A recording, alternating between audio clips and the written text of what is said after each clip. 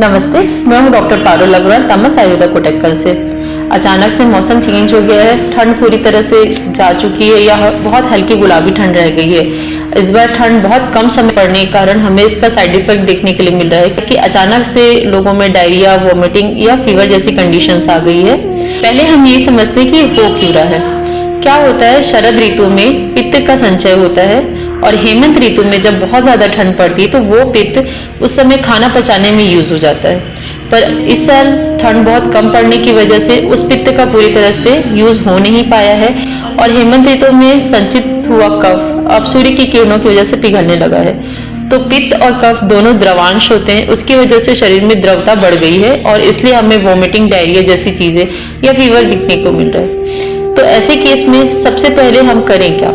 हम सबसे पहले क्या करते हैं, ओटीसी यानी ओवर द काउंटर जाते हैं, अपने मन से कोई भी मेडिसिन लेकर के उनको सडनली रोकने का प्रयास करते हैं। ये बहुत ही गलत है। डायरिया, वॉमिटिंग और फीवर तीनों ही बॉडी का डिफेंस मैकेनिज्म है। जब हमारी बॉडी में कुछ ऐसा टॉक्सिन आ जाता है जिसकी हमारी बॉडी को जरूरत नहीं है या हमारी बॉडी उसे बाहर निकालना चाहती है तो हमें डायरिया, वॉमिटिंग या लूज मोशन होता है। तो इसे कभी भी रोकना नहीं चाहिए।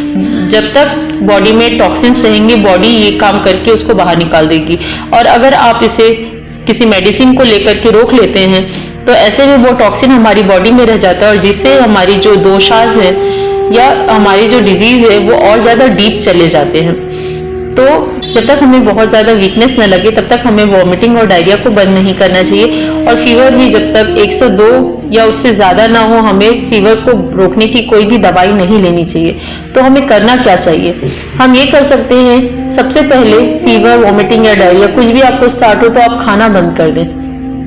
और जब बहुत तेज भूख लगे तो हमें हरे मूंग की दाल बहुत पतली सी बना करके उसका पानी पीना चाहिए। 3 से 4 दिन हमें ये करना चाहिए, चाहे उस बीच आपका फीवर ठीक हो जाए या वॉमिटिंग, डायरिया बंद हो जाए तो भी 3-4 दिन हमें अपने पेट को पूरी तरह से खाली रखना चाहिए। और कभी भी हमें इनिशियली इन सब की दवाई नहीं लेनी चाहिए।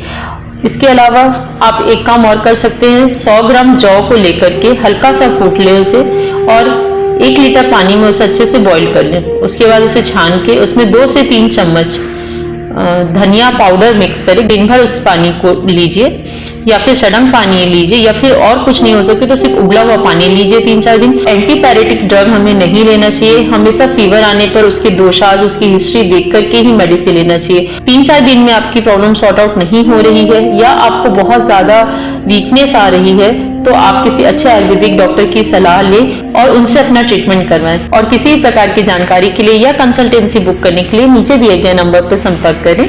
धन्यवाद।